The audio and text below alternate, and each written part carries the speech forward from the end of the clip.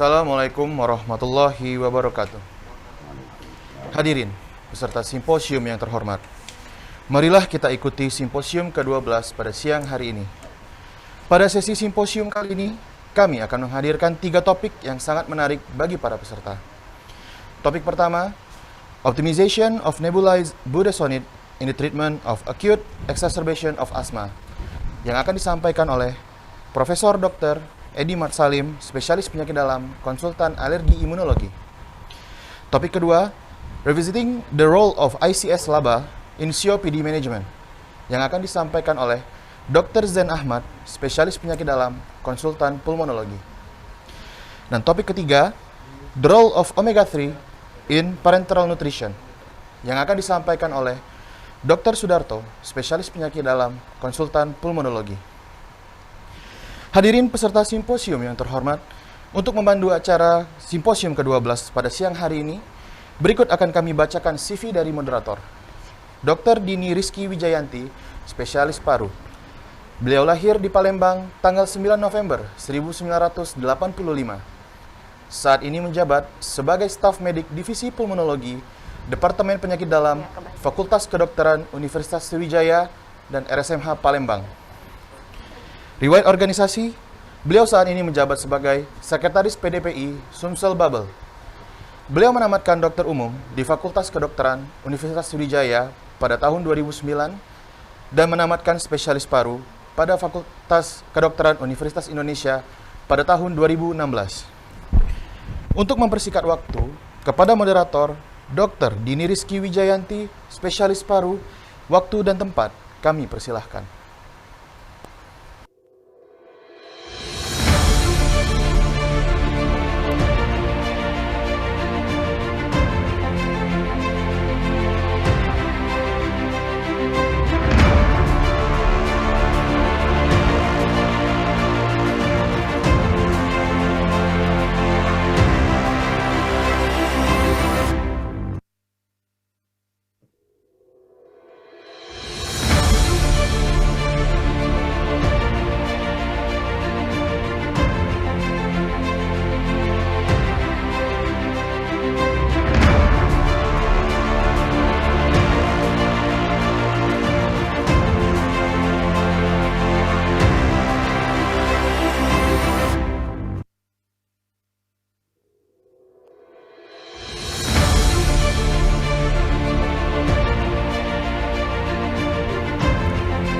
Assalamualaikum warahmatullahi wabarakatuh. Selamat siang, salam sejahtera bagi kita semua. Selamat datang di Simposium 12. Pada sesi ini kita memiliki 3 topik yang menarik yang akan dibawakan oleh para pakarnya. Seperti kita ketahui, asma PPOK menjadi masalah kesehatan global di dunia. Perlu tata laksana yang tepat dan holistik agar asma dan PPOK menjadi suatu penyakit yang terkontrol.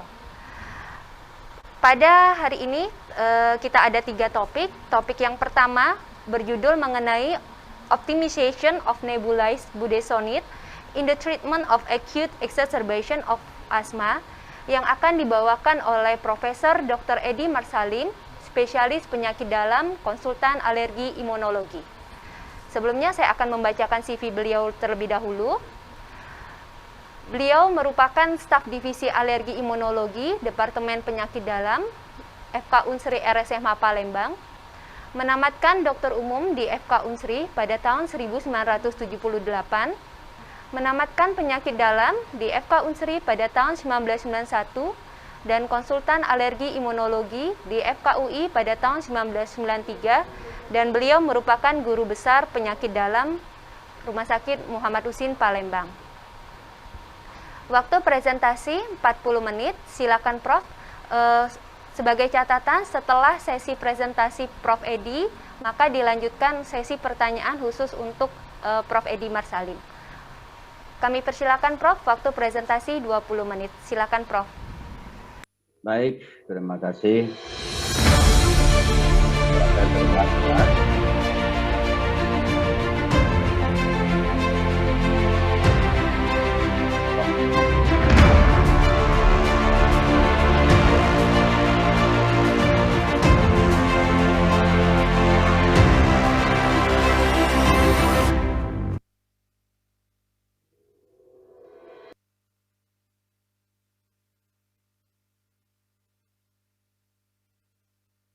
Ya, silakan slide screen dari sana.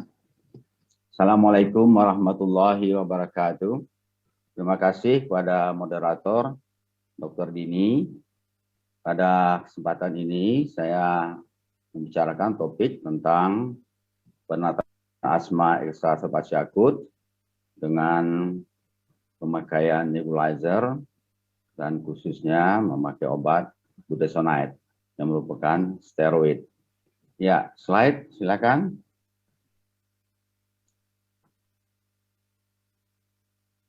Ya, slide belum keluar di ini saya. Screen saya. Tolong slide-nya.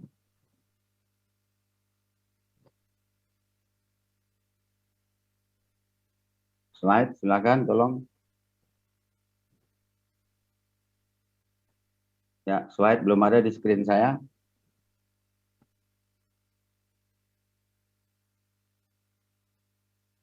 Ya, baiklah. Asma ekserbasi akut, kita katakan di mana seorang penderita asma karena sesuatu hal mendapat resiko dapat serangan asma akut. Mungkin sebelumnya sudah diketahui menderita asma atau belum sebelumnya.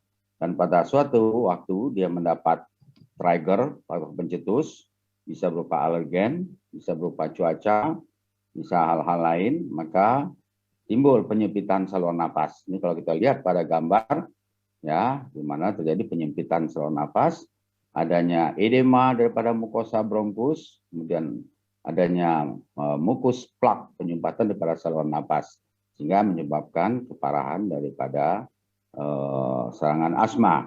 Ini disebabkan mungkin karena terapi yang tidak adekuat. Slide.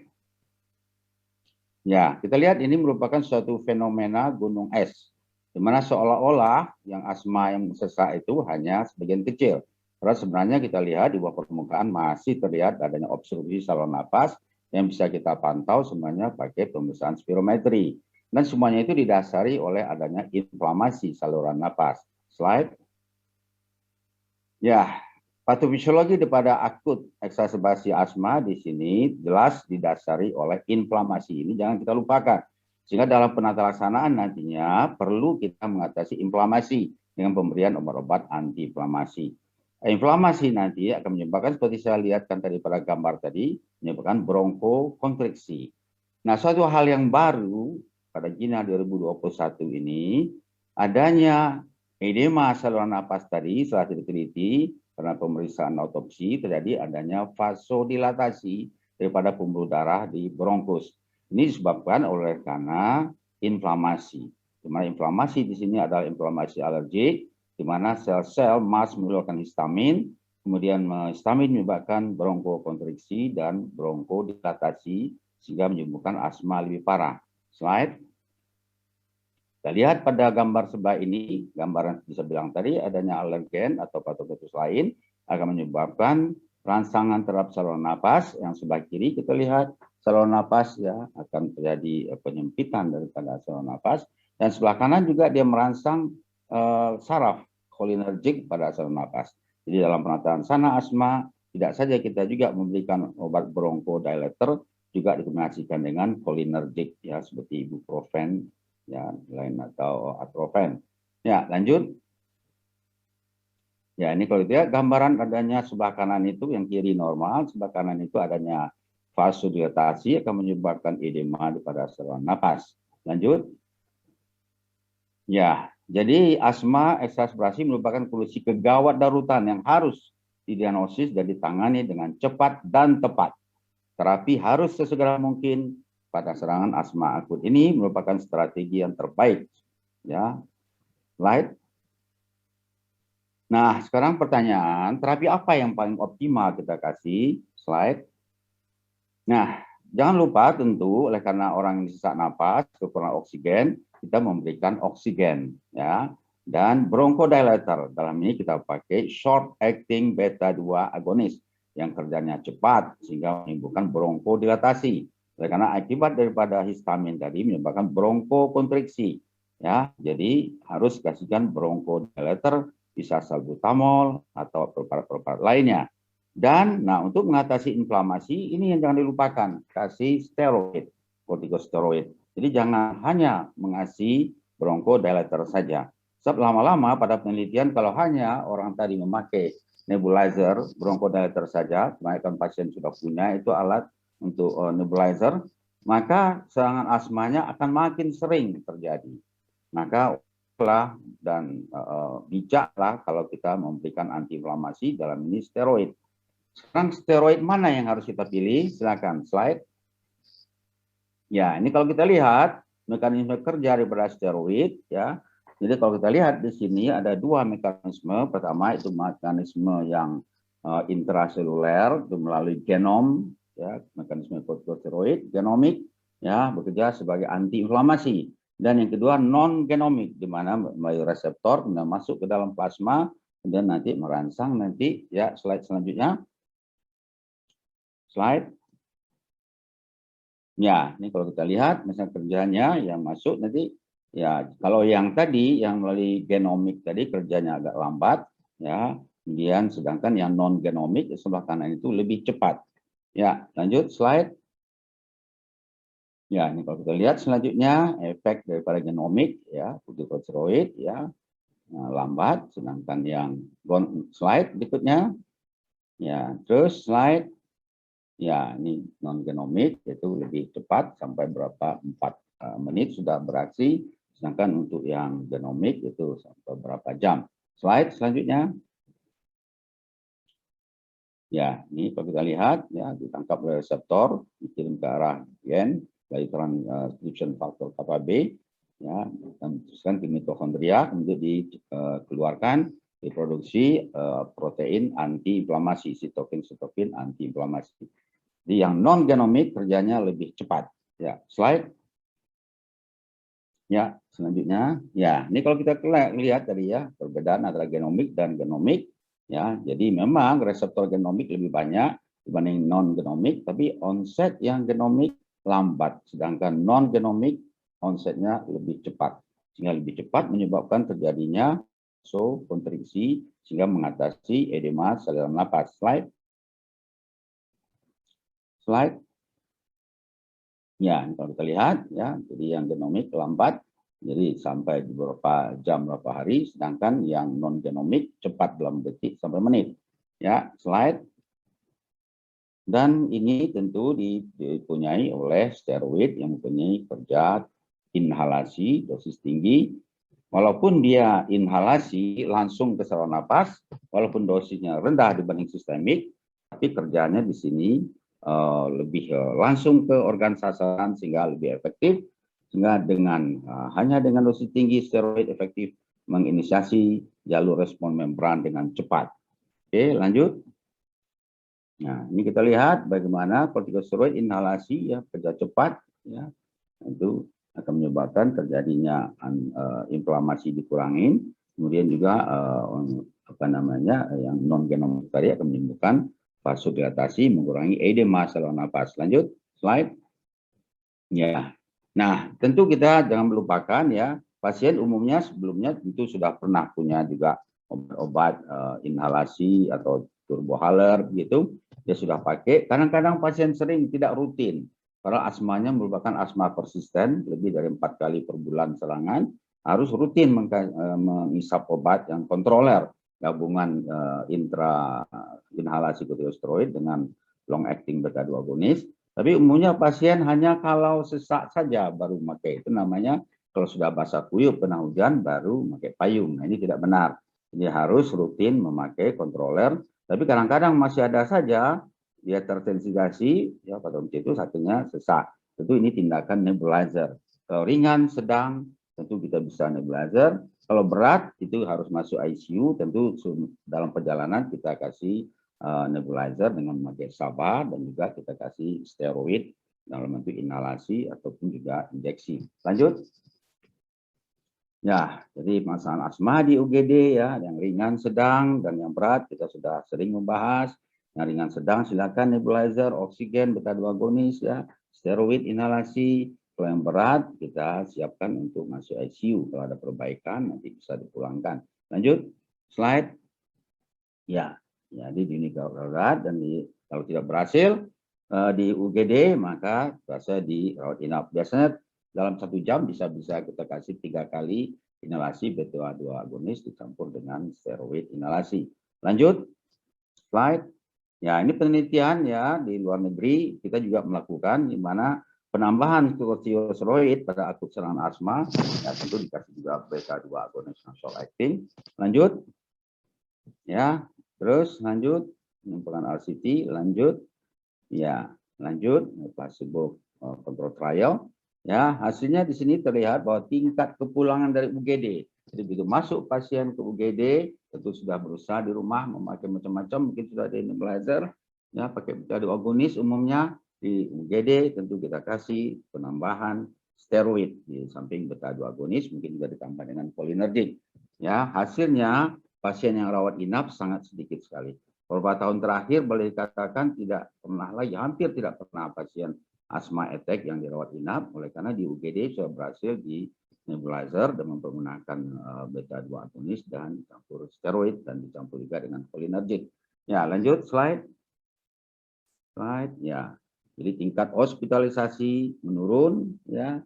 Kemudian dari tingkat kepulangan lebih banyak. Oke, lanjut. Dan ini tentu dicapai dengan memakai steroid inhalasi tinggi, yaitu dengan memakai budesonide. Ya, yang sponsor kita pada hari ini yaitu pakai Pulmicort Respur. Ini sudah direkomendasikan untuk penggunaan terapi nebulizer selama pandemi COVID-19. Lanjut, memang selama ini kita khawatir kalau di zaman pandemi COVID sekarang ini, apakah pemakaian inhalasi steroid dan pemakaian nebulizer dikhawatirkan nanti aerosolnya akan mencemari sekitarnya sehingga nanti orang-orang sekitarnya juga para medis akan tertular. Lanjut. Ya, ini nanti di studi ya dilakukan ya. Ya, lanjut. Ya. Nah, jadi untuk menghindari itu maka direkomendasi tetap pemakaian di ruangan, kalau memang di rumah sakit di ruangan yang bertekanan udara tinggi sehingga tidak menimbulkan pencemaran aerosol pada orang lain, dan itu petugas semua pakai protokol kesehatan. Ya, lanjut. Ya, jadi resiko bagaimana? Resiko terapi imunisasi dalam penyebaran SARS-CoV inilah yang dikhawatirkan dulu dengan adanya aerosol ya. Lanjut. Nah, ini dia aerosol yang keluar partikel, ini merupakan partikel virus, tetapi setelah diteliti rupanya keluar daripada cerobong nebulizer tadi tidak mengandung partikel virus. Lanjut. Jadi tidak usah khawatir, jadi ketakutan untuk nebulisasi aerosol yang dikeluarkannya itu akan mencemari itu tidak terbukti. Ya, lanjut. Ya, slide. Nah, ini penelitian ya aerosol ya infection. Ya, hasilnya tindakan prosedur yang meningkatkan risiko terinfeksi adalah di tracheal, berarti tidak invasif. Namanya itu proses yang tidak meningkatkan risiko, jadi tidak meningkatkan risiko untuk transmisi virus SARS. Ini penelitian yang dilakukan. Lanjut. Ya, jadi British Thoracic Society juga men-statement nebulisasi tidak termasuk prosedur yang mentransmisikan virus. Oke, lanjut. Slide. Ya, ini juga prosedur kesehatan memasukkan aerosol pasien yang terkontaminasi COVID-19 itu tidak beresiko untuk transmisi infeksi. Lanjut. Ya, juga nih prosedur kesehatan memasukkan aerosol pada pasien terkontaminasi di sini. Ya, ini juga tidak berisiko tenaga kesehatan ya. Tapi tetap saja tenaga kesehatan harus protokol kesehatan pakai APD dan standar. Oke, lanjut. Ya, pasien asma harus tetap melanjutkan pengobatannya selama COVID-19. Jadi jangan khawatir, jangan takut, terus pakai controller ya, kalau sesak di nebulizer ya. Oke, lanjut. Ya, slide. Ya. Jadi pertimbangan pemberian terapi nebulisasi untuk asma akut yang tepat ya, harus pastikan juga pasien-pasien dengan geriatri ya. Lanjut terus. Nah, keuntungan dari terapi nebulizer kita sudah sama tahu, langsung ke target organ. Nah, dosisnya lebih rendah dibanding dengan pemakaian sistemik ya, lebih efektif ya. Oke, lanjut.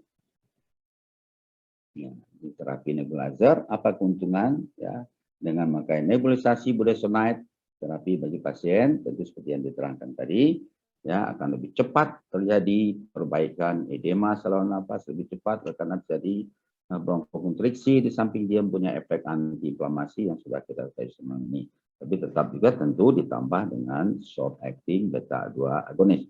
Lanjut. Ya, jadi ringkasan pemberian steroid dosis tinggi secara inhalasi bekerja cepat, ya, dengan melalui mekanisme non-genom, ya, cepat dalam beberapa menit, ya. Di samping juga efek yang genom bekerja sebagai antiinflamasi. Kelainan genom tadi berperan sebagai vasokonstriksi sehingga mengurangi, menghilangkan edema saluran nafas. Hasil meta-analisis menunjukkan terapi nebulosasi terbukti tidak signifikan mentransmisikan virus melalui aerosol yang dihasilkan. Terapi nebulisasi dapat diberikan dengan tetap memperhatikan hal-hal kehati-hatian pada pasien yang suspek COVID-19 atau positif. Lakukan physical distancing, penggunaan APD, dilakukan ruangan bertekanan yang tinggi kalau di rumah sakit. Ya, slide. Ya, sekian, terima kasih. Barangkali oleh karena saya akan segera berangkat, saya silakan kalau ada yang bertanya, ya, saya duluan aja untuk pertanyaan, barangkali silakan kalau ada yang ingin bertanya.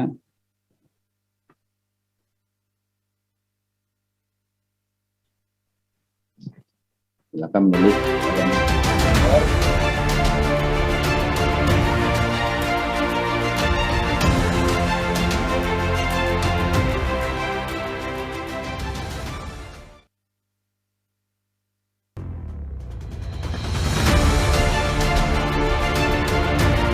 Terima kasih Prof atas presentasinya yang sangat menarik.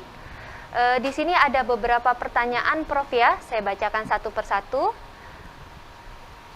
Pertanyaan pertama Prof, pada penderita asma eksaserbasi akut berat, bagaimana tata laksana maintenance dan evaluasi apa saja Kak Prof yang dibutuhkan sampai pasien stabil? Ya, terima kasih. Jadi dalam pelaksanaan asma akut, seperti yang saya terangkan tadi, ya, tentu kita nomor satu secepat mungkin, ya, segera mungkin memberikan obat yang tepat, ya, tepat dengan memberikan obat yang benar. Itu di samping kita memakai obat bronchodilator secara nebulizer, ya, juga kita berikan tambahan kortikosteroid, ya, untuk mengurangi edema saluran nafas seperti yang saya terangkan tadi. Di samping juga akan bersifat sebagai antiinflamasi, merupakan dasar daripada patogenesis daripada serangan asma. Itu Dr. Dini, silakan kalau ada yang lain. Oke, nah Prof, pada terapi yang dahulu kita sering sekali menggunakan golongan aminofilin. Jadi ada beberapa pasien asma yang mengalami eksaserbasi, kita langsung drip aminofilin ataupun kita berikan oral teofilin. Ya. Apakah untuk tata laksana yang terbaru masih ada tempatkah Prof atau sudah dihilangkan Prof? Ya, jadi yang terbaik, nah, yang tepat dan cepat itu kita memakai nebulizer, ya, memakai beta 2 agonis yang aktif dengan steroid seperti yang saya tempatkan tadi. Sekarang bagaimana kalau seandainya tidak tersedia obat mungkin di daerah? Ya, tidak tersedia alat nebulizer, tidak sedia obat steroid yang bisa untuk nebulizer.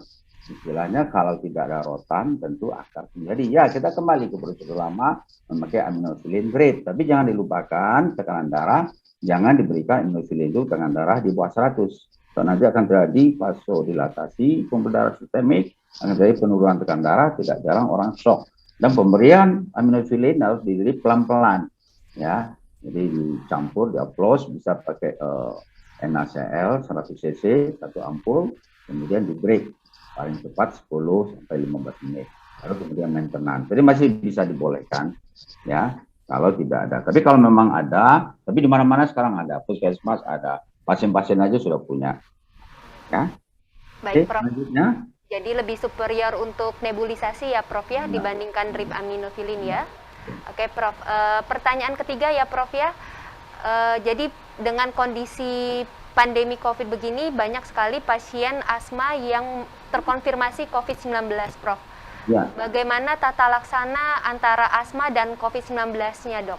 Ya, yang saya bilang tadi, Jadi tetap saja kalau memang dia tadi COVID-19 ringan, dan biasanya gitu menurut laporan-laporan penelitian, pengalaman kita juga, pasien yang kita rawat selama 1 tahun dari April 2020 sampai lebih kurang April 2021, itu pasien asma yang dirawat inap sangat sedikit sekali.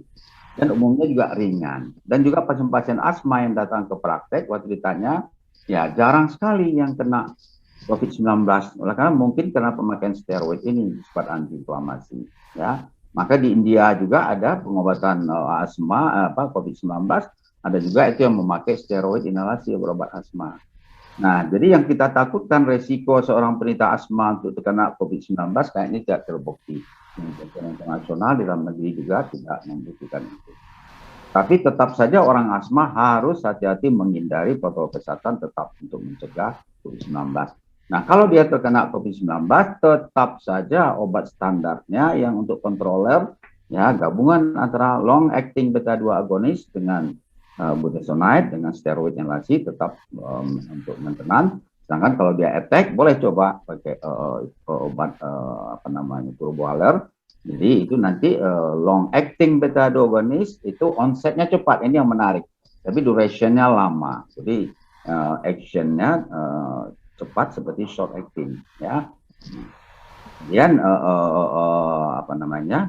kalau punya nebulizer ya di nebulisasi kalau dia attack asma. Jadi pencegahan rutin kontroler, kalau attack memakai nebulizer, ya short acting beta agonis plus steroid. Jadi kalau dia berat di gawat darurat, ya tetap pemakaian nebulizer kita berikan pada ruangan yang bertekanan tinggi, ya. Petugas juga memakai APD, sedangkan terapi untuk COVID-19-nya diteruskan. Malah pemberian COVID-19 untuk yang berat juga memakai steroid sistem inflamasi pada stokin. Nah itu Dr. Dini. Ada lagi? Terima kasih Prof. Ada pertanyaan terakhir ya Prof ya. Bagaimana penggunaan steroid jangka panjang yang dianjurkan untuk terapi asma Prof? Apakah ada tapering off untuk steroid tersebut? Dan golongan steroid apa Prof yang paling ideal untuk pasien-pasien asma ini jika tidak tersedia nebulisasi kortikosteroid Prof? Ya, itu dia. Jadi maintenance atau controller. Itu seperti saya bilang tadi, jangan menunggu serangan, menunggu attack dulu baru kita memberi obat. Ya, mencegah lebih baik daripada mengobati. Kita pakailah obat yang gampang dipakai, inhalasi, ya, misalnya seperti turbohaler, ya, memakai long acting beta 2 agonis, digabungkan steroid inhalasi dalam ini budesonide, itu rutin dipakai. Ya, jadi kita evaluasi kalau memang gejala-gejalanya sudah jauh berkurang, katakanlah terkontrol dia. Dalam tempo 2 minggu terakhir tidak ada pernah serangan, dalam 1 bulan tidak pernah serangan lebih dari 4 kali, kita sebut terkontrol. Nah itu nanti maintenance. Kita coba untuk mengurangi dosis, misalnya 2 kali sehari. Ada pasien saya juga bisa 1 kali sehari. Kadang-kadang ada juga yang 2 hari sekali, sehari pagi, sehari enggak. Ya. Kita maintenance, itu teratur. Tentunya kita komunikasi dengan pasien. Ya, jangan lupa kasihlah nomor telepon kita, sehingga kita bisa WA-an. Ya, dengan pasien zaman perang, kita bisa mengontrol mereka lebih memberikan pelayanan yang baik. Itu kira tadi ini perlu controller dan suatu waktu kambuh, ya turbohaler itu bisa dipakai untuk berhasil baru di mobilizer. Prof, tadi yang untuk tapering off pada penggunaan controller, Prof, yang untuk 1 kali 1 itu lebih dianjurkan kita pemakaiannya pada pagi atau malam hari ya Prof ya? Saya sarankan malam. Tapi tidak tapering off, tidak off. So kalau off nanti kambuh lagi dia. So asma ini walaupun sebaik-baik mungkin, sebaik betul-betul kita mengontrol, masih tetap ada minimal persistent inflamasi, MPI. Jadi kalau kita stop steroid, nanti akan kambuh lagi. Jadi kita tetap memberi dosis yang serendahnya, tetapi dengan serangan yang tetap terkontrol. Jadi tidak kita off. Ya. Dan yang sebaiknya kita kasih malam hari. Kita kalau malam dia attack ya susah untuk ke tempat nebulizer, mungkin di klinik dia tidak punya sendiri, mungkin juga suaminya lagi di luar kota, tidak bisa untuk mengantarkan klinik, membangunkan tetangga malu, akhirnya ini yang menjadi berat, akhirnya siang besok baru dibawa ke rumah sakit, akhirnya dia kondisi sudah kapal. Jadi sebaiknya malam hari diberikan, ya. Kalau kebetulan ada attack siang, ya tambahkan gitu. Jadi nanti lebih baik malam hari. Dan Bang Sari, Dokter Dini. Oke, terima kasih Prof. Pertanyaannya sudah habis. Maaf ya, saya mau atas ilmunya yang sangat bermanfaat ya Prof. Ya juga ya. Baik, terima kasih. Assalamualaikum warahmatullahi wabarakatuh. Waalaikumsalam warahmatullahi wabarakatuh.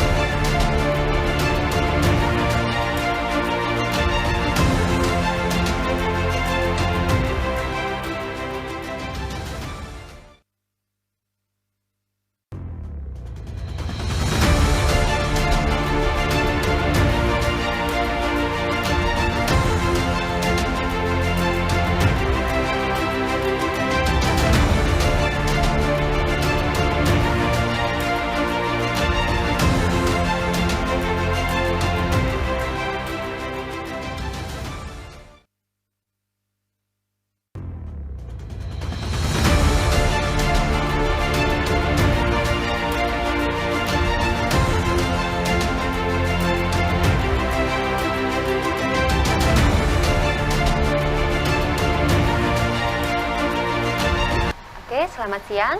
Sekarang kita akan memasuki topik kedua yang berjudul Revisiting the Role of HES Laba in COPD Management yang akan dibawakan oleh Dr. Zain Ahmad, spesialis penyakit dalam, konsultan paru.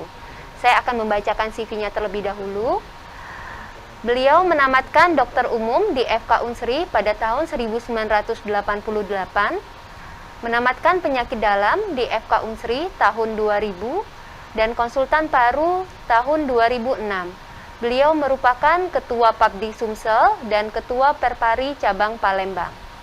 Kepada Dr. Zain, kami persilakan waktu presentasi 20 menit. Silakan Dok. Terima kasih.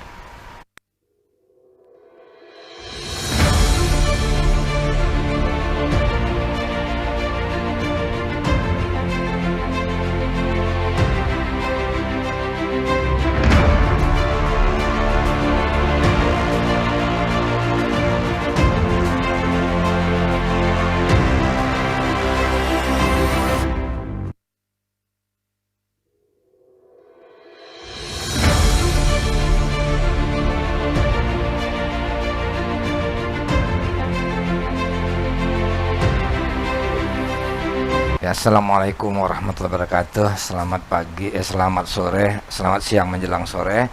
Salam sejahtera untuk kita sekalian. Terima kasih kepada pihak panitia yang telah memberikan kesempatan kepada kami untuk menemani Prof. Edi berbicara asma. Kami akan topik ke soal PPOK. Teman-teman sekalian, PPOK ini patokannya adalah goal, Global Initiative for Obstructive Lung Disease. Nah, dari goal ini menyatakan bahwa PPOK ini adalah penyakit yang sering dijumpai artinya kejadiannya memang tinggi, dapat dicegah oleh karena dia punya faktor resiko, sehingga faktor resiko ini bisa kita cegah. Dapat diobati oleh karena dia mempunyai patofisiologi, patogenesis yang jelas. Kemudian penyakit ini ditandai oleh simptom respirasi yang persisten, sesak, batuk, dada tidak enak. Nah, mengapa simptom ini terjadi? Oleh karena adanya hambatan saluran udara. Hambatan saluran udara ini oleh karena terjadinya kelainan pada saluran napas kecil dan alveoli. Yang ini diakibatkan oleh paparan yang signifikan oleh terhadap noxious atau particle gas. Dan kalau dia punya komorbid, komorbid ini akan memperberat kondisi penyakitnya. Nah, ini kita lihat bahwa tanda-tanda klasik daripada COPD ini, bila seseorang umurnya sudah mulai agak meningkat sedikit, ada sesak napas yang progresif, yang bertambah lama, bertambah berat, ada batuk yang kronik, kemudian punya faktor resiko, ada keluarga yang menderita juga PPOK, ada riwayat ISPA yang berulang waktu ada kecil, kemudian ada faktor perokok, maka orang ini patut dicurigai menderita PPOK atau COPD. Nah, apa yang kita takutkan sebetulnya dari COPD yang paling banyak dikeluhkan oleh pasien adalah gejala yang eksaserbasi atau sesak di pagi hari. Jadi kalau kita lihat, ada penelitian yang memperlihatkan bagaimana gejala-gejala sesak tersebut, ternyata memang di pagi hari ini adalah gejala sesak yang paling sering timbul, dan ini yang membuat resah daripada pasien-pasien PPOK kita. Nah, seseorang yang mempunyai gejala tersebut, kemudian dia punya faktor resiko patut dicurigai oleh COPD, maka harus dilanjutkan dengan pemeriksaan spirometri. Bila dijumpai adanya gambaran obstruktif berupa rasio FEP1 per FPC di bawah 70%, maka confirm orang ini adalah seorang penderita COPD dengan catatan spirometrinya adalah post bronchodilator. Nah, ini adalah teori-teori yang berkaitan dengan COPD ini. Yang pertama adalah akibat asap rokok ini, noxious agent particle gas, ini akan membuat suatu ketidakseimbangan antara sitokin-sitokin pro-inflamasi dan anti-inflamasi. Jadi ini adalah teori yang pertama yang berkaitan dengan keseimbangan inflamasi dan anti-inflamasi. Adanya inflamasi ini akan merangsang neutropil yang akan mengeluarkan elastase, sehingga di sini berkembang teori kedua, keseimbangan antara proteinase dan antiproteinase. Di sisi lain, adanya inflamasi, adanya suatu peningkatan produksi proteinase, ini akan akan menimbulkan gangguan keseimbangan antara oksidatif stres dan antioksidan. Di teori yang lain, di sebelah lain, adanya kerusakan epitel ini akan merangsang pembentukan CD8 untuk menghasilkan fibroblast. Nah, keempat mekanisme ini, baik keseimbangan inflamasi, antiinflamasi, keseimbangan proteinase dan antiproteinase, keseimbangan antara oksidan dan antioksidan, dan terbentuknya fibroblast, inilah akan yang menimbulkan gejala klinik dan kerusakan-kerusakan patologis pada pasien kita yang ditandai dengan mukus hipersekresi, adanya repair jaringan yang tidak abnormal, adanya destruksi daripada dinding alveoli. Nah, ini adalah gambaran contoh. Ini adalah normal bronkus, kita lihat aliran udara akan masuk keluar itu dengan sangat baik. Tetapi pada PPOK terjadi penebalan pada lapisan otot polos dari bronkus, akan terbentuk suatu produk sehingga CO2 ini susah untuk keluar. Yang ini kita sebut dengan bronchitis type. Sementara pada sisi yang lain terjadi suatu destruksi alveolus. Kita lihat di sini alveolus yang normal, sehingga terjadi elastisitas oksigen dan CO2 dengan mudah berkeluar. Tetapi akibat terjadi kerusakan daripada alveolus, elastisitasnya berkurang sehingga CO2 terperangkap di sini dan paru menjadi hiperinflasi. Inilah yang kita sebut dengan emphysematic type. Nah, berdasarkan spirometri, adanya suatu adanya suatu COPD itu ditegakkan berdasarkan FEP1, FPC rasio di bawah 70%. Kemudian kita juga bisa menilai grading daripada obstruksi itu. Apakah dia derajat ringan, sedang, berat, atau sangat berat berdasarkan nilai daripada FEP1-nya. Teman-teman sekalian, ini adalah cara yang sangat sederhana yang harus kita pakai di dalam melakukan assessment terhadap pasien-pasien COPD. Jadi begitu tegak diagnosis COPD dengan spirometri, kemudian kita lakukan penilaian grading obstruktifnya, lalu kita langkah berikutnya adalah penilaian ABCD berdasarkan keluhan di satu sisi, apakah banyak keluhan, dan kemudian berdasarkan peningkatan resiko. Orang yang sedikit keluhan yang ditandai dengan CAT di bawah poin 10 nanti kita jelaskan, dan MMRC yang 0 sampai 1 dengan resiko yang rendah, eksaserbasi tidak ada atau eksaserbasi satu kali tapi tidak menimbulkan rawat di rumah sakit, ini pasiennya dikelompokkan dalam kelompok A. Dan untuk orang yang banyak keluhan kemudian resikonya rendah, ini dimasukkan ke dalam kelompok B. Di atas ini adalah pasien-pasien dengan kelompok resiko tinggi, dan kalau keluhannya sedikit maka dia dimasukkan ke dalam kelompok C, dan kalau keluhannya banyak dia akan masukkan di dalam kelompok D. Nah, ini sangat penting dalam penata laksanaan kita pada penanganan PPOK. Ini adalah kuis Modified British Medical Research Council Questionnaire yang kita lihat sama dengan NIHA sebetulnya, apakah orang tersebut bisa melakukan aktivitas dalam keadaan normal atau tidak bisa melakukan sama sekali aktivitas dalam keadaan normal. Kalau dia tidak bisa keluar rumah karena sesaknya, tidak mampu melakukan aktivitas sendiri, maka dia dimasukkan poinnya adalah grade 4. Yang ini adalah CAT score. Kita lihat di sini ada 8 kriteria yang masing-masing punya penilaian sendiri 0 sampai 5. Kalau dia banyak keluhan, dikatakan kalau CAT score-nya ini adalah di atas 10. Kami lewatkan saja. Jadi apa tujuan pengobatan daripada COPD? Dasarnya tadi adalah eksaserbasi, peningkatan risiko. Maka kita harus menghindari terjadinya eksaserbasi. Yang kedua adalah menurunkan simptom. Karena pembagian ABCD tadi berdasarkan 2 kelompok ini. Dan simptom ini terutama adalah simptom pada pagi hari. Jadi kalau kita lihat di grafik ini, seseorang yang mengalami eksaserbasi, maka akan terjadi perburukan yang cepat. Akibatnya apa? Seseorang yang terjadi eksaserbasi akan cenderung berulang untuk terjadi eksaserbasi, dan prosesnya menjadi lebih cepat. Eksaserbasi yang kedua akan lebih cepat daripada eksaserbasi pertama, dan seterusnya.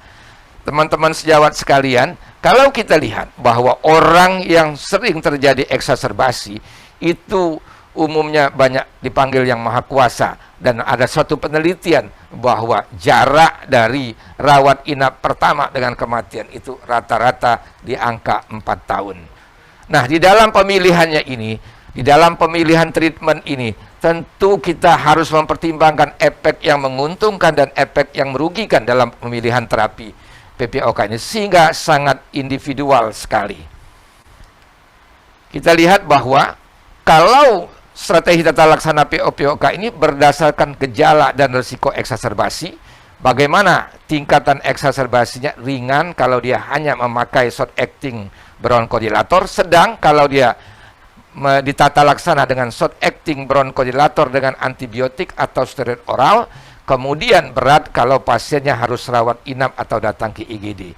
Dan di dalam tata laksana PPOK, jangan lupakan hitung eosinofil darah. Ini penting untuk sebagai biomarker dalam memprediksi efikasi inhalasi kortikosteroid untuk mencegah eksaserbasi. Nah, goal membagi pengobatan untuk PPOK ini atas 2 tahap. Yang pertama adalah tahap inisiasi, kapan kita memulai pengobatan. Kemudian setelah dilakukan inisiasi, dilakukan follow up, dilakukan review, kemudian dilakukan adjustment, dan akan dilanjutkan dengan terapi yang bersifat lanjutan. Jadi kalau kita lihat kelompok A, grup A yang resikonya rendah dan simptomnya rendah, kita cukup memilih bronchodilator. Boleh short acting, boleh long acting, boleh kapan perlunya, dan sebaiknya ini adalah terus-menerus continue. Namun kalau dia sudah masuk ke dalam grup B, maka ini pemilihannya harus long acting bronchodilator. Boleh long acting beta 2 agonis, boleh long acting anti muscarinic acid.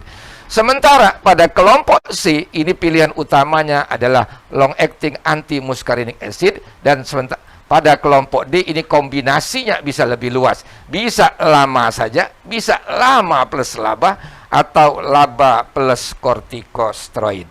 Nah, ini bagaimana peranan antiinflamasi ini? Jadi kalau kita memberikan hanya inhalasi kortikosteroid pada jangka panjang pada pasien PPOK, ini tidak direkomendasikan oleh GOL. Pengobatan jangka panjang inhalasi kortikosteroid harus dipertimbangkan bersama-sama dengan LABA, terutama untuk pasien-pasien yang mempunyai riwayat eksaserbasi yang sering. Terapi oral kortikosteroid jangka panjang ini tidak dianjurkan pada PPOK. Nah, statin terapi juga tidak dianjurkan untuk mencegah eksaserbasi. Antioksidan mukolitik yang sangat ini ngetop karena COVID and acetylcysteine contohnya juga direkomendasikan pada pasien-pasien dengan PPOK ini. Oke. Nah, grafik ini menunjukkan kapan inhalasi kortikosteroid itu sangat berguna. Jadi inhalasi kortikosteroid pada PPOK itu sangat bermanfaat kalau orang itu mempunyai kadar eosinofil di atas 300.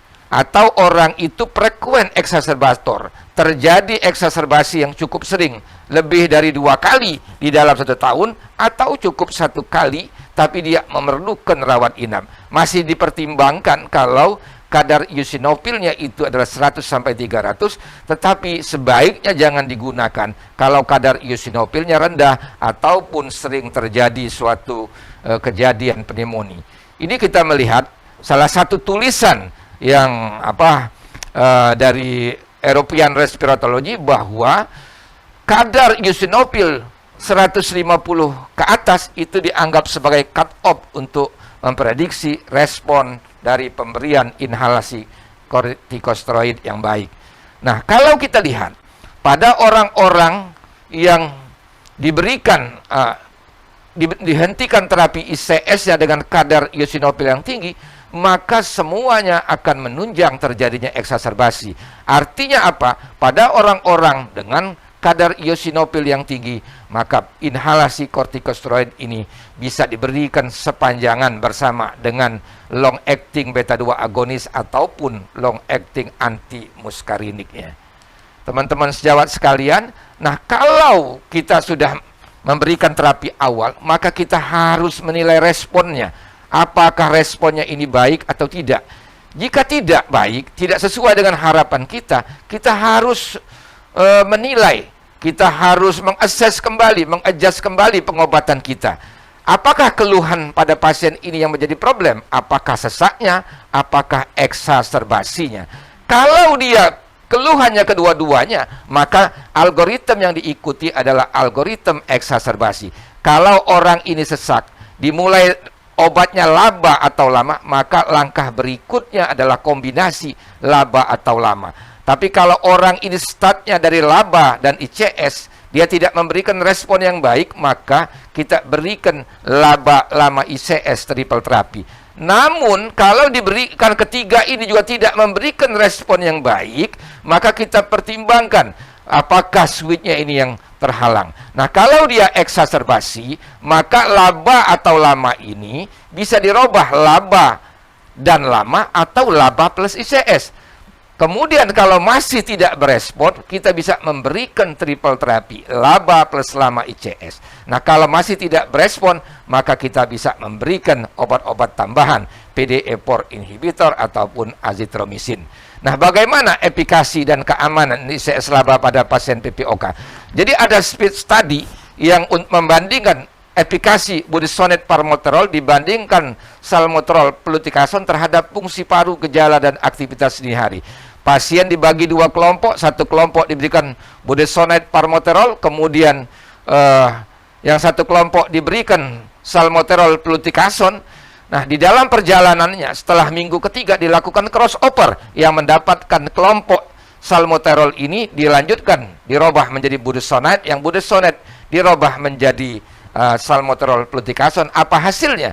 Ternyata pada kelompok yang diberikan budesonide palmoterol itu memiliki onset kerja yang lebih cepat dan memberikan perbaikan yang lebih besar bagi kemampuan melakukan aktivitas dibandingkan salmeterol fluticasone sebesar 83%.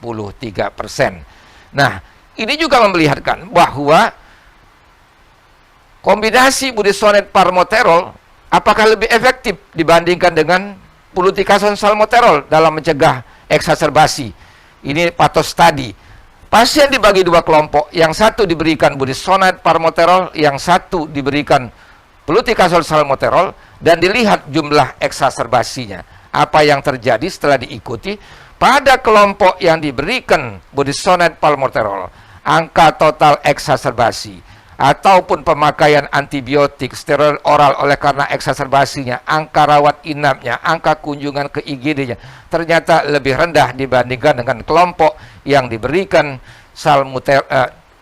salmeterol dan fluticasone.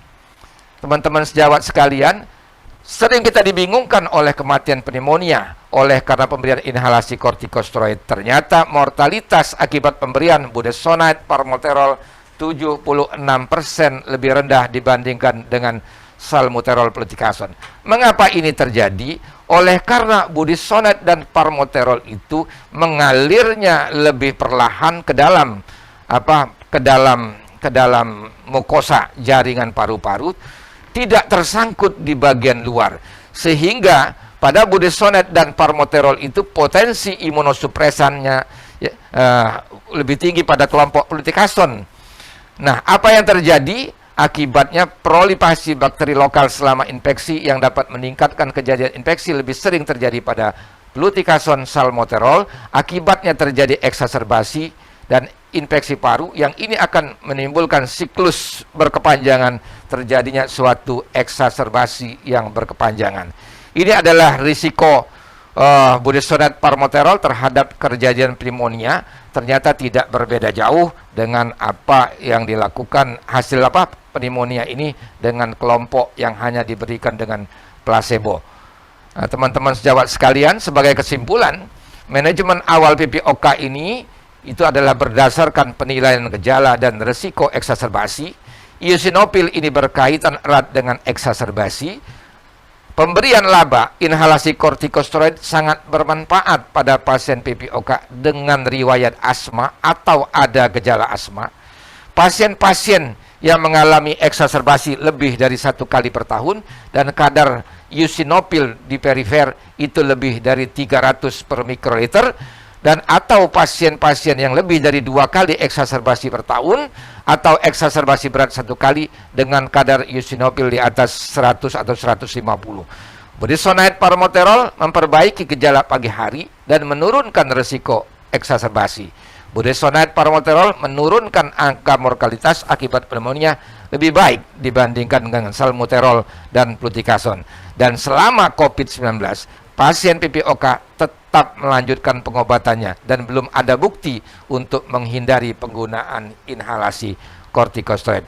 Demikianlah yang bisa kami sampaikan. Terima kasih. Billahi taufiq wal hidayah. Wassalamualaikum warahmatullahi wabarakatuh. Kami kembalikan kepada moderator.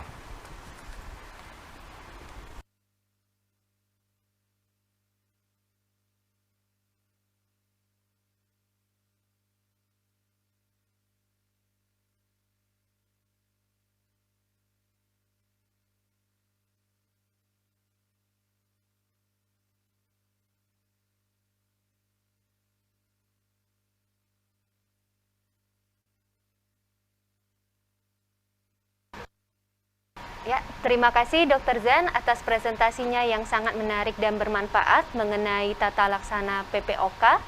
Kemudian kita akan memasuki topik ketiga yang berjudul The Role of Omega-3 in Parenteral Nutrition yang akan dibawakan oleh Dr. Sudarto, spesialis penyakit dalam konsultan paru. Beliau merupakan staf divisi pulmonologi FK Unsri RSMH Palembang, menamatkan dokter umum di FK Unsri pada tahun 1996, menamatkan penyakit dalam di FK Unsri pada tahun 2008, dan menamatkan konsultan paru di FK Unsri pada tahun 2013. Kepada Dr. Sudarto, kami persilakan dok, waktu presentasi 20 menit. Silakan dok.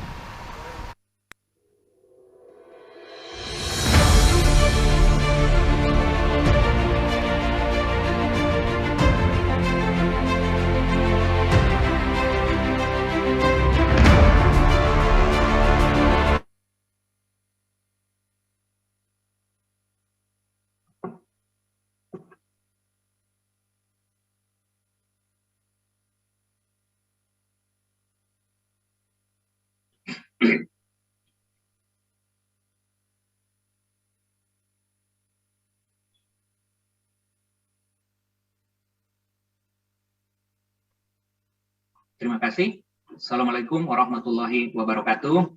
Terima kasih saya ucapkan kepada moderator Dr. Dini, kepada rekan-rekan panitia sekalian. Pada kesempatan siang hari ini saya akan membawakan mengenai pemenuhan nutrisi pada pasien yang rawat inap. The role of omega 3 in parenteral nutrition.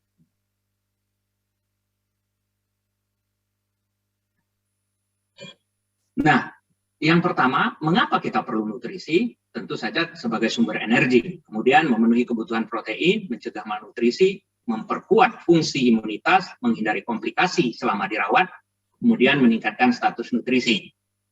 Ini klasifikasi nutrisi. Seperti kita ketahui, ada yang disebut dengan makronutrients dan ada yang disebut mikronutrients.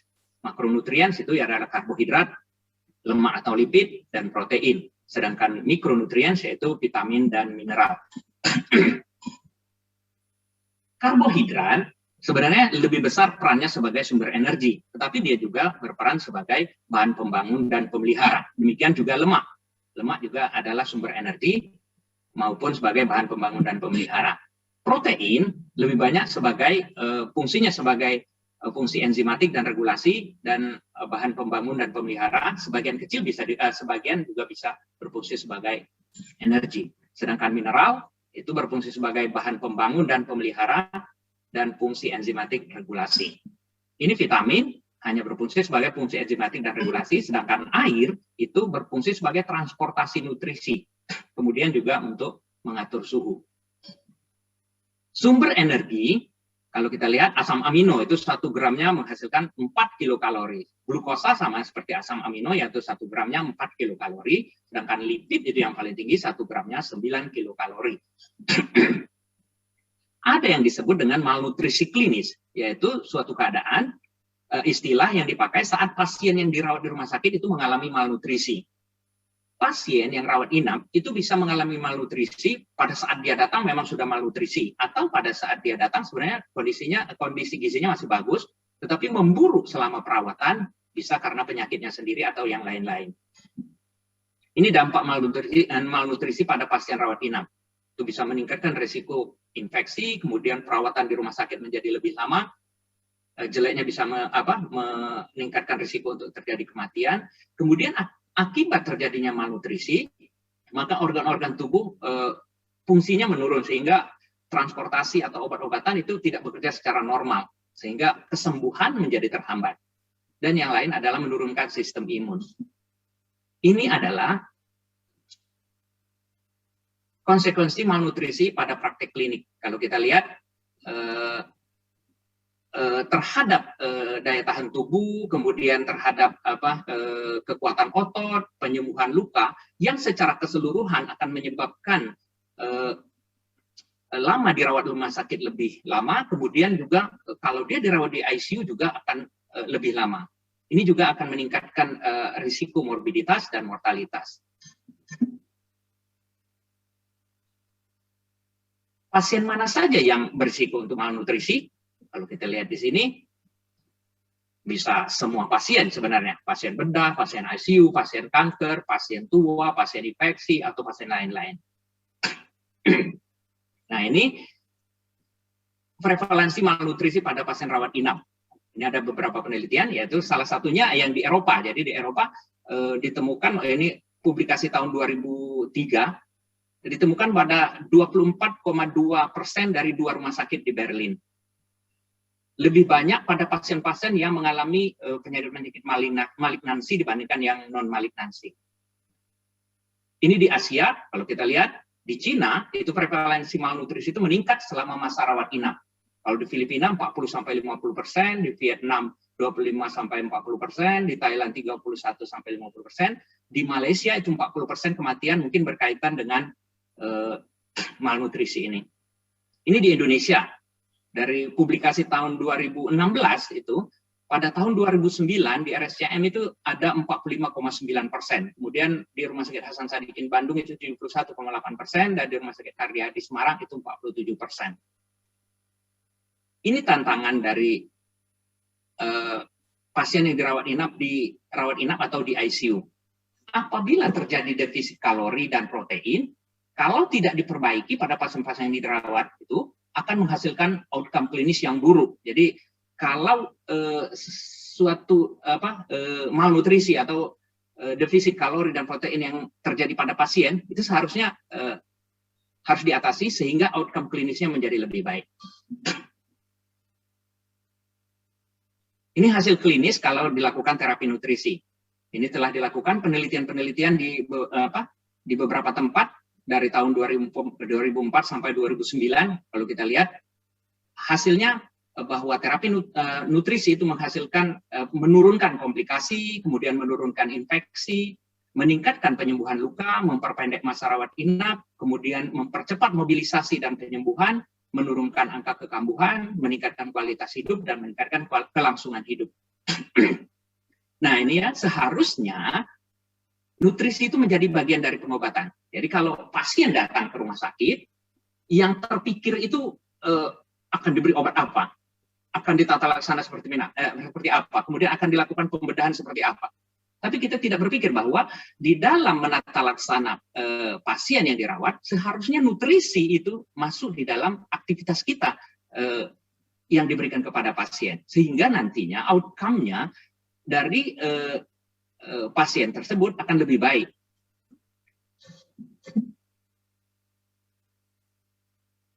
Nah, ini intervensi nutrisi pada pasien rawat inap. Kita lihat pemberian nutrisi pada pasien bisa enteral, bisa parenteral. Kalau enteral bisa oral atau melalui selang. Kalau parenteral bisa sentral atau perifer. Ini kalau ini indikasi nutrisi. Pertanyaannya, apakah pasien ini bisa memungkinkan nutrisi diberikan secara oral? Kalau bisa, maka dia makan seperti biasa. Tapi kalau tidak, apakah gastrointestinalnya normal? Kalau normal, berikan makanan lewat selang. Kalau tidak, maka dimulai terapi parenteral. Nah, terapi parenteral ini bisa parenteral sebagian, jadi tetap mengikutkan enteral nutrisi ditambah dengan parenteral nutrisi, atau semuanya total parenteral nutrisi.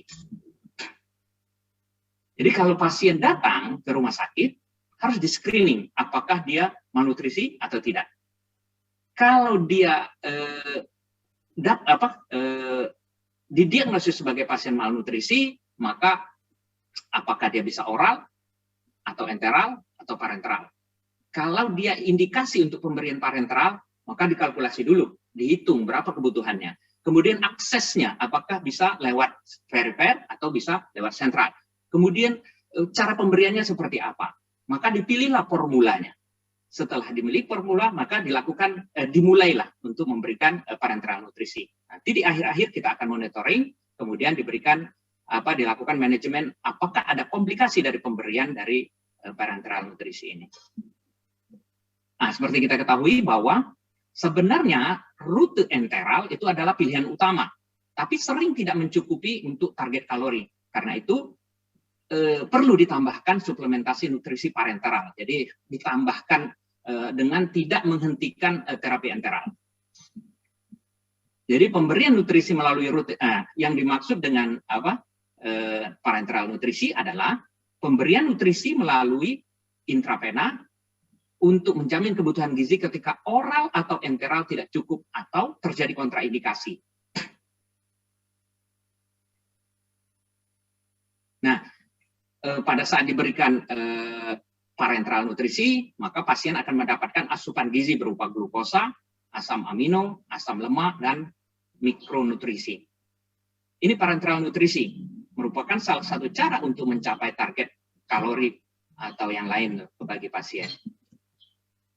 Ini intervensi nutrisi dalam praktek klinik. Jadi kalau ada pasien yang kita curigai bahwa dia malnutrisi, maka dilakukan screening, kemudian dinilai apakah pasien itu malnutrisi atau tidak. Kemudian dimulai pemberian enteral nutrisi dalam 48 jam pasien masuk. Kemudian optimalkan pemberian enteral nutrisi ini. Yang paling optimal adalah dengan continuous feeding. Kemudian dimulai parenteral therapy supplementation, ada tambahan jika 50% dari goal itu tidak tercapai selama 3 hari dengan tetap mempertahankan enteral nutrisi.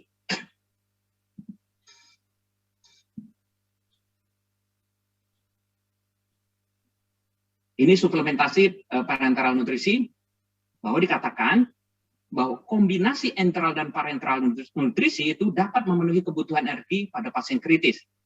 Dan terapi parenteral nutrisi yang optimal sejak awal itu dapat membantu mencapai target kalori dan menurunkan angka mortalitas.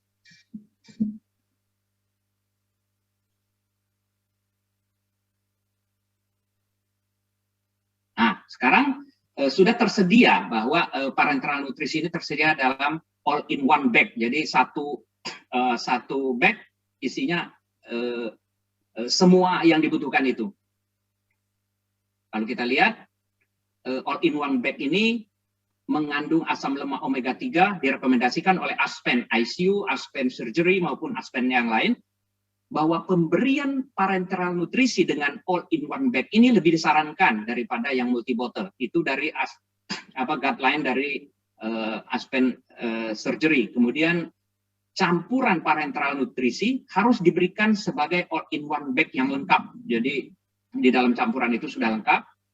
Ini pasien-pasien intensive care dari guideline-nya sudah menganjurkan seperti itu. Kemudian untuk pasien ICU, penggunaan parenteral nutrisi standar yang tersedia secara komersial, jadi yang sudah ada di pasaran itu, dapat dipertimbangkan pada pasien ICU ketika formulasi, maksudnya isinya, itu memenuhi kebutuhan metabolik pasien.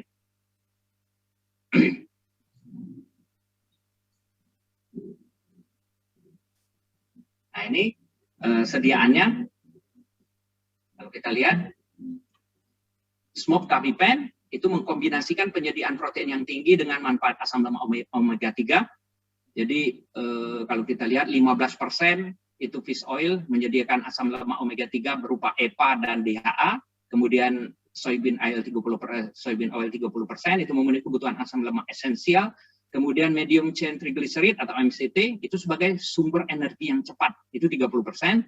Sedangkan olive oil itu menyuplai asam lemak monounsaturated yaitu MUFA 25%.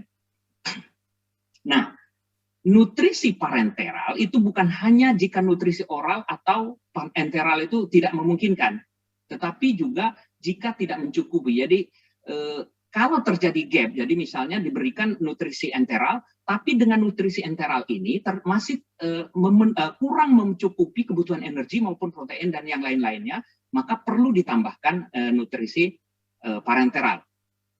Kalau kita lihat defisit kalori itu berkaitan dengan meningkatnya kejadian komplikasi. Ini strategi untuk menangani gap kalori tadi.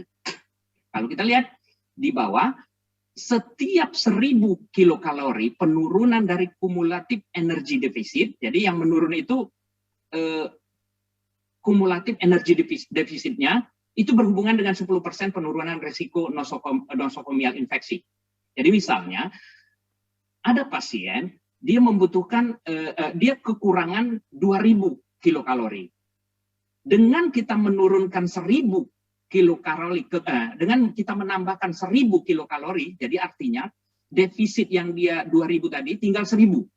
Itu artinya sama dengan 10% kita menurunkan risiko untuk terjadinya nosokomial infeksi. Nah, ini pentingnya balance lipid emulsi. Jadi kalau kita lihat pada sediaan yang ada itu berisi soybean, berisi medium chain triglyceride oil, olive oil, dan fish oil. Di mana dari keempat ini, yang sebelah kiri itu lebih more pro-inflammatory, sedangkan yang sebelah kanan lebih less pro-inflammatory. Sehingga sediaan ini akan menghasilkan sediaan yang euglycemic dengan energi yang efisien, di mana ada bagian yang less pro-inflammatory, dan ada modulasi sistem imun. Ini kalau kita lihat, dalam keadaan normal, fisiologi ring dari inflamasi itu berada di sekitaran sini, di mana yang bekerja adalah sitokin, kemudian yang lain-lain, misalnya ROS, ada NF-kappa beta, kemudian di bagian bawah ada antigen presenting cell, kemudian T sel fusi. Apabila terjadi, misalnya pasien mengalami infeksi, atau pasien dioperasi, atau pasien mengalami kekurangan gizi, itu akan menimbulkan suatu saat inflamasinya menjadi overwhelming, jadi berlebih, yang ujungnya akan menyebabkan self-destruksi, tisu injury, dan kemudian gagal organ. Kemudian kalau terjadi imun paralisis, misalnya orang mengalami supresi imun, maka ujungnya nanti akan terjadi breakdown dari host defense, jadi daya tahan tubuhnya menurun sehingga mudah timbul infeksi. Nah, EPA dan DHA itu berperan. Apabila terjadi overwhelming inflamasi, dia akan menekan. Apabila terjadi imun paralisis, dia akan menambahkan fungsi imun.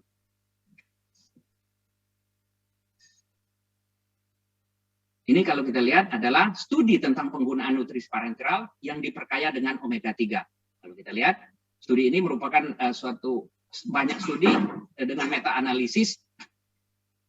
Hasilnya bahwa pemberian parenteral nutrisi yang diperkaya dengan omega 3 fatty acid itu menurunkan secara signifikan lama rawat di rumah sakit. Kemudian menurunkan secara signifikan lama rawat di ICU untuk pasien-pasien yang dirawat di ICU. Kemudian menurunkan 40% secara signifikan relatif risk untuk terjadinya infeksi. Kemudian menurunkan risiko untuk terjadinya sepsis. Nah, ini slide terakhir. Kalau kita lihat yang ini, pasien sakit kritis yang diberikan nutrisi yang mengandung fish oil lebih besar kemungkinannya untuk keluar dari ICU dalam keadaan baik dibandingkan dengan yang diberikan yang tidak diberikan nutrisi yang mengandung fish oil. Saya kira hanya itu saja yang bisa disampaikan di sini. Terima kasih. Assalamualaikum warahmatullahi wabarakatuh.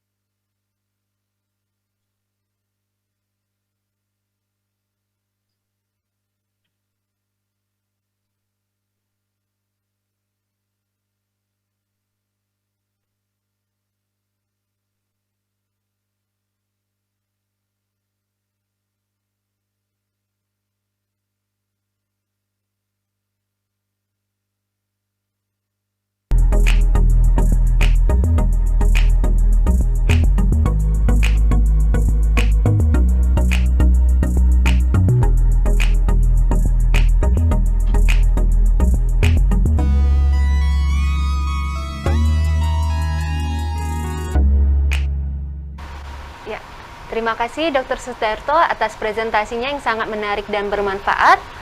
Saat ini kita akan memasuki sesi diskusi. Telah hadir Dr. Zain Ahmad, spesialis penyakit dalam konsultan paru, dan Dr. Sudarto. Saya akan bertanya kepada Dr. Zain terlebih dahulu ya dok ya. Ya, silakan. Pada pasien PPOK dok, yang terutama pada yang geriatri yang sudah lama, memiliki gambaran paru hampir fibrosis, hampir seluruh lapangan paru, apakah bisa reversibel atau sembuh dok? Oke, makasih moderator. Jadi perbedaan mendasar antara PPOK dan asma itu pada diagnosis spirometrinya adalah reversibilitas. Kalau kita melihat setelah pemberian post bronchodilator terjadi suatu variasi FEV1 di atas 12% pada kelompok yang dinyatakan dengan asma, tapi pada PPOK itu tidak terjadi. Artinya di sini menunjukkan bahwa sebetulnya pada PPOK itu terjadi suatu proses reversibilitas walaupun tidak sepenuhnya begitu. Nah, sehingga apa yang terjadi pada PPOK itu utamanya pemberian obat itu adalah bronchodilator, baru digunakan inhalasi tambahan kortikosteroid kalau dia memberikan manfaat. Dan pada kelompok yang memberikan manfaat adalah kelompok yang dengan kadar eosinofilnya di atas 300 per mikroliter atau dia di atas 100 namun sering terjadi suatu eksaserbasi. Jadi kalau dia sudah terjadi suatu fibrosis tentu sulit untuk untuk reversibel kembali. Itu saja Dr. Dini. Oke, terima kasih ya dok.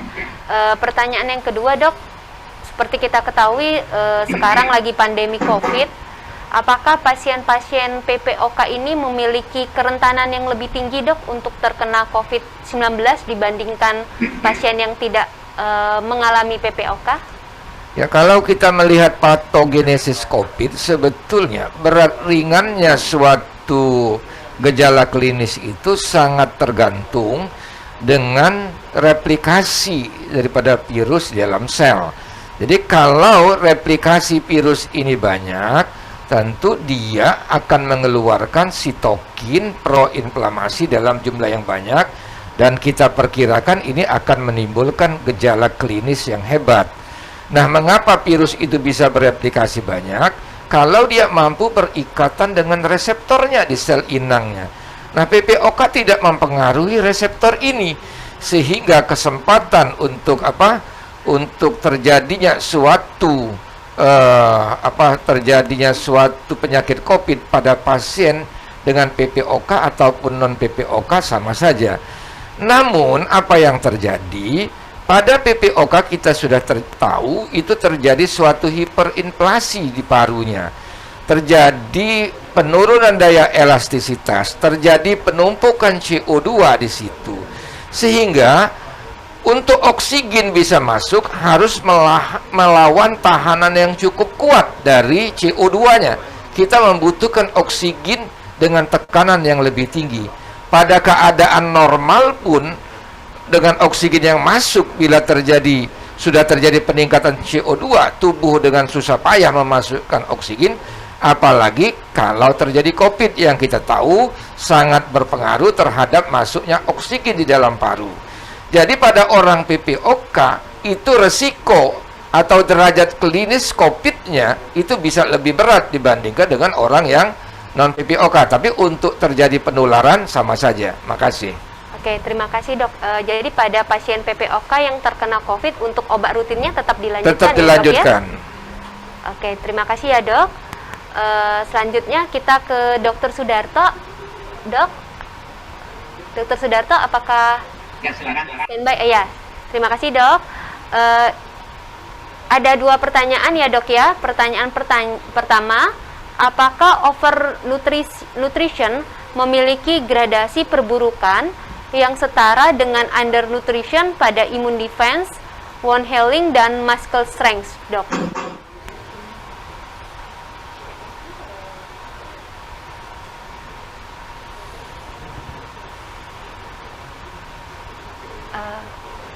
Maaf dok, saya ulang lagi ya dok. Apakah overnutrisi, nutrisi yang berlebih itu memiliki gradasi yang lebih buruk atau setara dengan pasien-pasien yang malnutrisi atau undernutrition pada immune defense-nya, bone healing, dan muscle strength-nya dok? Terima kasih. Ya, terima kasih. Jadi kalau kesamaannya tentu berbeda antara kalau dia mengalami undernutrisi dengan overnutrisi. Tetapi kejadian yang akan terjadi tetap merugikan. Jadi kalau terjadi undernutrisi, terjadi hipernutrisi, misalnya nutrisinya berlebihan yang kita berikan, itu tetap secara umum itu tetap akan merugikan bagi pasien. Tetap akan menimbulkan nanti komplikasi, perawatan akan lebih lama, kemudian bisa timbul komplikasi penyakit-penyakit lain, kemudian bisa juga menyebabkan perawatan di ICU. Kalau dia pasien dirawat di ICU juga akan lebih lama. Jadi pada dasarnya kita harus dalam penata laksanaan parenteral nutrisi atau nutrisi misalnya digabung antara parenteral nutrisi dengan enteral nutrisi, tetap harus mempertahankan kita berada di keadaan yang seimbang. Jadi tidak boleh berlebih, juga tidak boleh undernutrisi. Saya kira itu. Oke. Terima kasih dok, jadi kita harus berada di nutrisi yang tidak boleh under maupun over ya dok ya. Pertanyaan kedua dok, pada praktek di lapangan, pasien-pasien yang underweight, yang mengalami malnutrisi, yang tidak bisa diberikan secara oral, lalu dianjurkan untuk parenteral, kira-kira nutrisi apa dok yang direkomendasikan pada pasien-pasien seperti ini? Ya. Jadi pasien, jadi kalau misalnya dia mengalami malnutrisi, tentu ada kekhususan masing-masing. Jadi kalau misalnya pasien malnutrisi, tapi dia dengan komplikasi penyakit ini, maka nutrisi yang kita berikan harus sesuai dengan penyakit dasarnya yang membebani itu. Kecuali pasien ini hanya mengalami malnutrisi sendiri. Tapi kalau pasien dirawat di rumah sakit, biasanya yang dirawat itu sebenarnya bukan karena malnutrisinya, tetapi dia datang dengan penyakit yang lain, kemudian akibat penyakitnya tersebut, pasien ini mengalami malnutrisi. Nah, pemilihan kita untuk memilih yang mana, formula yang mana, itu akan disesuaikan dengan keadaan dari pasien itu, termasuk komplikasi komorbid dari pasien itu sendiri, apakah dia menderita penyakit-penyakit yang lain, itu disesuaikan. Misalnya seperti ada pasien dengan gagal ginjal, tentu kita akan melihat bahwa kebutuhan protein pada pasien ini, walaupun dia mengalami malnutrisi, proteinnya harus dibatasi, harus cukup tapi tidak berlebih sehingga tidak membebani ginjalnya. Kemudian yang lain juga, misalnya pasien yang membatasi cairan, maka pemberian nutrisi tambahan baik parenteral, enteral maupun gabungan keduanya itu juga tidak boleh cairan bisa membebani pasien tersebut. Jadi dalam memilih formula, dalam memilih terapinya, terapi nutrisi, kita harus disesuaikan dengan pasien masing-masing. Makanya dalam menentukan apakah kita akan memberikan formula yang mana, tentu kita harus berkonsultasi juga dengan ahli gizi, dengan dokter spesialis gizi, sehingga pemberian terapi enteral maupun parenteral dalam bentuk suplemen itu tidak sia-sia dan tidak menyebabkan pasien menjadi lebih jelek. Ya, saya kira itu. Terima kasih dok. Ada juga ini berkaitan dengan pada pasien yang diabetes dok. Jadi pada pasien yang mengalami malnutrisi tapi memiliki komplikasi gula darah yang tidak terkontrol. Nah, selain kita obatin untuk gula darahnya, bagaimana tata laksana dalam hal masalah nutrisinya dok? Terima kasih. Ya, itu tadi saya katakan bahwa misalnya pasien dengan diabetes, jadi ada suatu kekhususan pada pasien ini. Tentu terapi diabetesnya tetap harus kita lakukan dengan baik. Kemudian kita harus mencapai goal dari kadar gula darahnya seperti apa. Kemudian target nutrisi yang harus kita berikan, misalnya kalorinya berapa, proteinnya berapa, itu juga harus dihitung. Jadi harus disesuaikan dengan keadaan pasien itu. Makanya setiap kalau kita mendiagnosis satu pasien itu mengalami malnutrisi, maka harus ada kalkulasinya di belakangnya sebelum kita memilih formula. Jadi harus dikalkulasi dulu kebutuhannya berapa. Terus kalau misalnya memilih formula ini bisa nggak diberikan untuk pasien itu atau tidak? Seperti itu. Oke, terima kasih ya dok. Berhubung dengan keterbatasan waktu, terima kasih untuk Dr. Zen, Dr. Sudarto, dan Prof. Edi atas sharing ilmunya yang sangat bermanfaat bagi kita mengenai tata laksana asma, tata laksana PPOK, dan nutrisi pada pasien rawat inap. Saya akhiri untuk sesi simposium 12. Wabillahi taufiq walhidayah. Wassalamualaikum warahmatullahi wabarakatuh. Waalaikumsalam warahmatullahi Warahmatullahi wabarakatuh.